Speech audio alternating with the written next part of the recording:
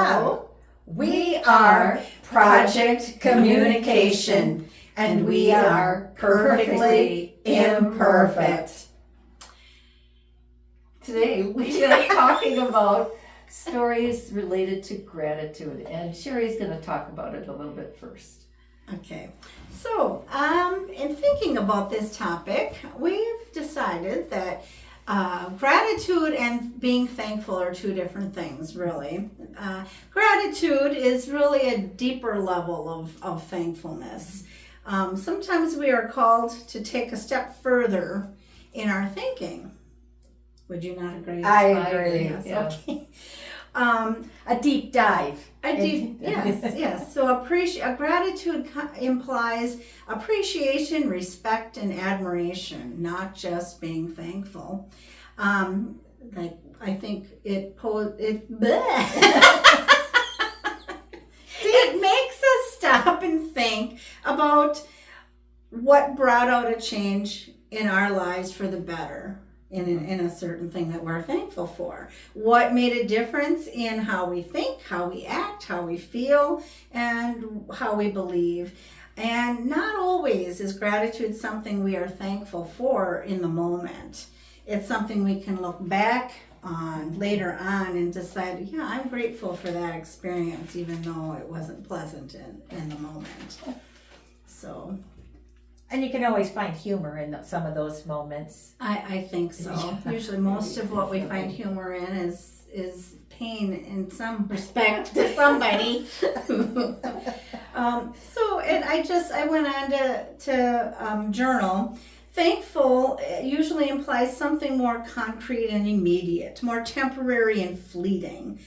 And would you agree with that Yes. also? Do you have an example of that? Well, like when somebody helped me with my math homework in high school, I was thankful that they did it for me, but I was not all that grateful for the experience because I did not like math at all, and I wanted it to just be over. And she still doesn't like I that. still don't like math. So, and then gratitude.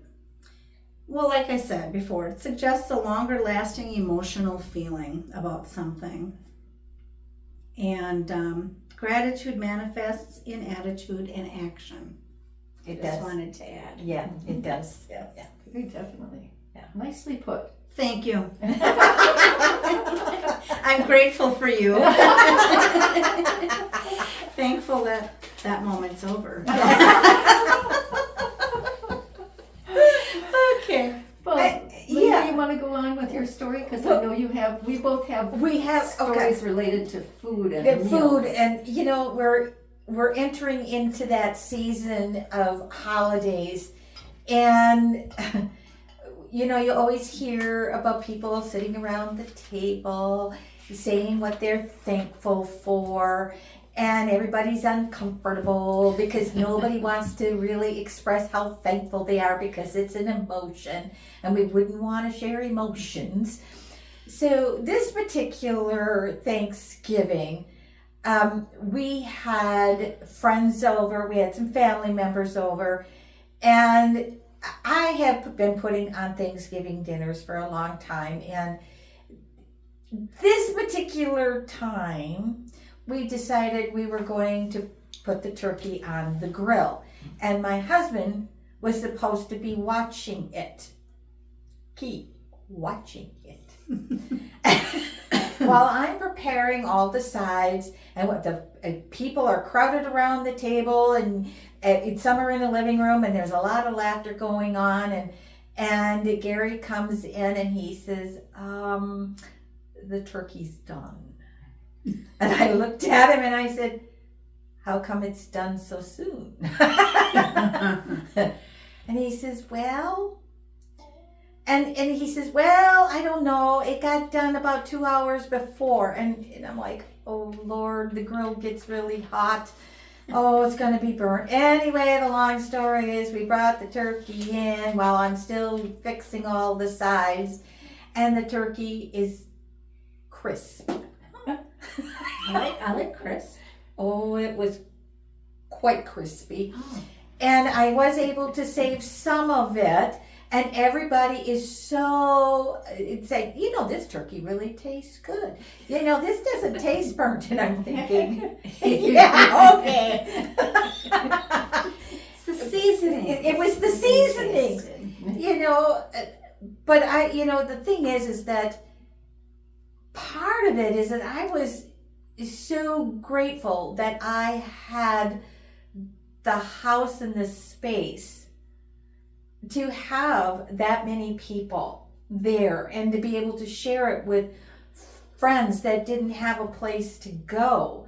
And they were grateful that I invited them into our home on a so-called family holiday.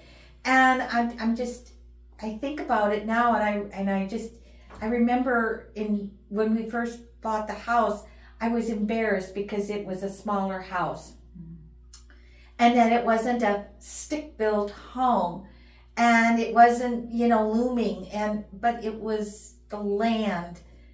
And now that house is filled with so much joy and memories, and to have friends and family over, I am so grateful for that. And yeah, You have a beautiful place to have people over. yeah, I do, don't I? Yes, you Yeah, do. it gets a little crowded at times, but Just sit on laps. you just sit on laps.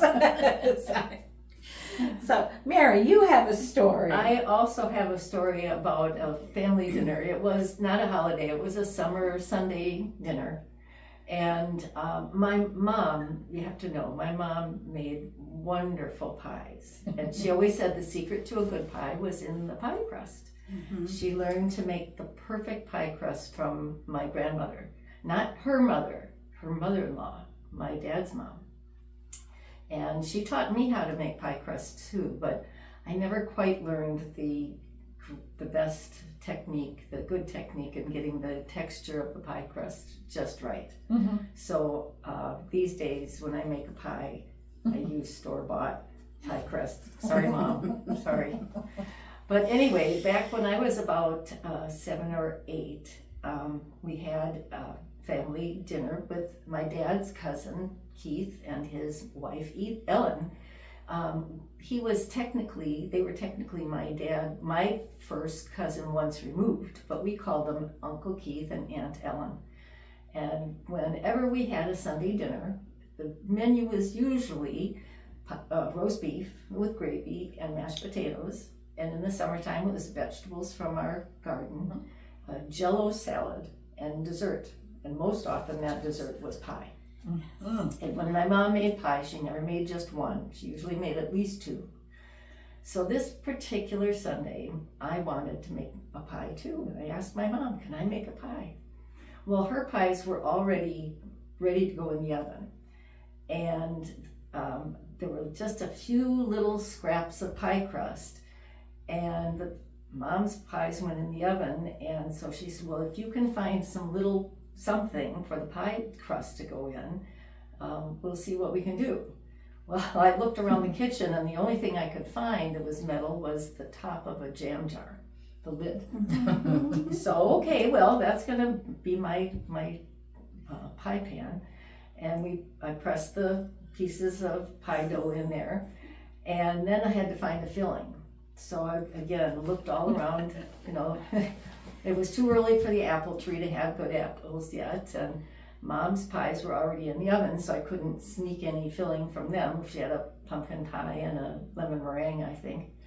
And but I couldn't steal anything from there to fill up my pie. But I looked around, and I finally did find something that I thought would make a pretty interesting, let's put it that way, interesting pie. So I chopped up the filling, and I made up some seasonings for it, and now it was small, and it wasn't going to take very long to bake. So with Mom's help, we got it in the oven and checked it every few minutes to see how long it would, so it wouldn't burn, and kept watching it and got it out of the oven as the pie crust turned a nice golden brown. So we had our Sunday dinner, and at the end of dinner, as we were clearing off the dishes, my mom announced that there would be 3 desserts to choose from. Now, one of my favorite pies is lemon meringue. So that's what I was going to choose. But I was also very excited to see if anyone was going to choose my pie. I wasn't interested in choosing it, but I was curious to see if anybody else, because I really like lemon meringue. So, but my dad's, when my mom announced the flavors of the pies, there was a lot of raucous laughter when she announced the flavor of my pie. But the laughter stopped when my Uncle Keith said, I would like 2 pieces of pie. I'd like 1 piece of pumpkin pie, and I would like a piece of Mary's carrot peel pie. Carrot peel pie. Well, yes, it was an original recipe. That is original, that's for sure. That's for sure. Well, you know, the pie was only about that big around, so there really was only 1 piece of pie. So Keith got to eat the whole.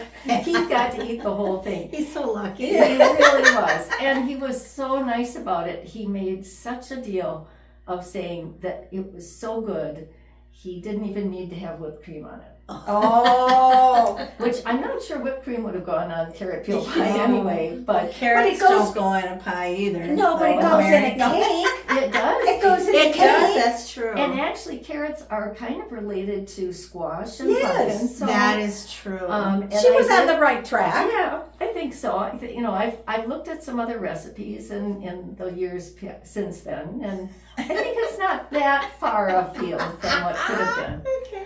But you know, he did, by making that very nice dramatic statement, he did kind of squash the laughter. Yeah. So, and by saying, you know, that it was so delicious that it didn't need whipped cream, that also helped. Yeah.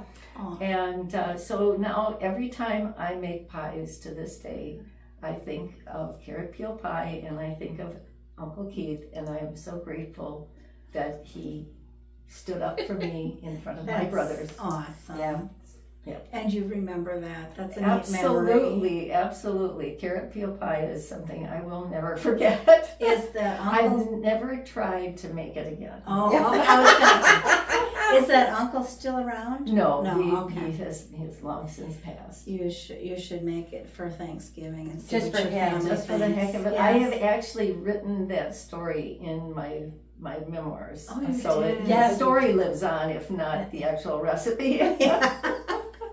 But have you noticed that we're always trying to make everything perfect? Picture perfect. Not us 3. No. We try. But it is the memories of things going wrong. Yes. Sometimes Or being imperfect or anyway. being imperfect, and that's where the memories.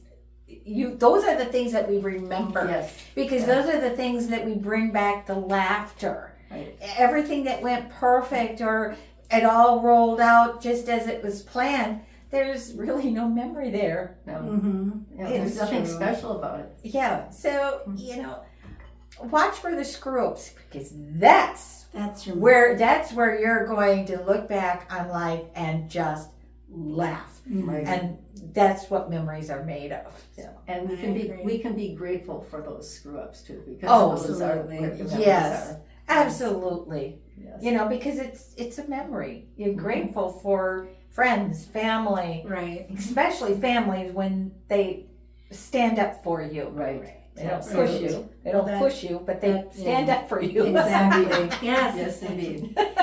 Some people's siblings push. Some- It was a poke. So, since we've told you some of the things that we're grateful for, in the comments, please tell us the things that you are grateful for or the things that you're thankful for. Yeah. Or that special pie, the special turkey, whatever it is, a special meal that you remember. Share that with us. Mhm. Yeah, because, gathering with food, anything could happen. Yeah, that's true. Yes. We might have a video coming up in the not too distant future where we talk about other kitchen disasters. Oh, Disasters that we've had, because we've had a few besides these. Oh, the carrot peel pie wasn't exactly a disaster. No, it turned out good. and neither did the turkey. You know. Yeah. Everybody was happy. Yeah. But there are some things that, you know, that does happen in the kitchen that, oh, I should tell the story about Gary's pie crust. We'll save that one. Save it. Oh man, that was good. Definitely. So, But remember, we are Project Communication, and And we're we definitely imperfect. Be sure to like and subscribe and share these videos with friends. Thank you for joining us. We're all beads on one string. Every man, every woman, boy and girl. Beads on one string. We're one world. I touch, you touch. We feel so much. We hurt and we heal. We know love is real. You dream, well I dream. We plan, sometimes scheme. Oh, how we love to eat. And everyone has to sleep, 'cause we're all beads on one string. Every man, every woman, boy and girl, beads on one string.